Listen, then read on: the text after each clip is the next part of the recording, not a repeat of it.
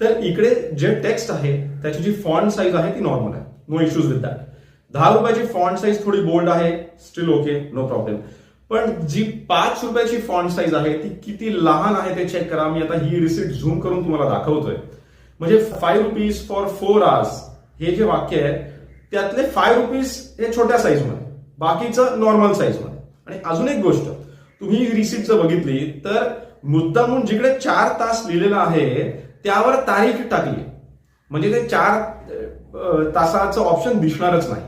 म्हणजे 5 रुपये आणि 10 रुपयाचं ऑप्शन आहे, त्याच्यातलं तुम्ही 5 रुपयाचं ऑप्शन एकदम 5 रुपये एवढ्या छोट्या फॉन्टमध्ये लिहिताय, मग 4 तास जिकडे टेक्स्ट दिसतंय त्यावर तुम्ही तारीख टाकताय. म्हणजे इनडायरेक्टली बघा, बऱ्याचदा काय होतं, जे सिनियर सिटीजन येतात त्यांना एवढा छोटा फॉन्ट तर दिसणार सुद्धा नाहीये. त्यांनी सांगितलं 10 रुपये, ते पटकन 10 रुपये देणार आणि निघून जाणार. आपण सुद्धा जर घाई गडबडीत असू तर एवढे सगळे ते डिटेलमध्ये काही गोष्टी वाचल्या जाणार नाहीत, आपण तेवढे पैसे त्याला देऊ आणि निघून जाऊ.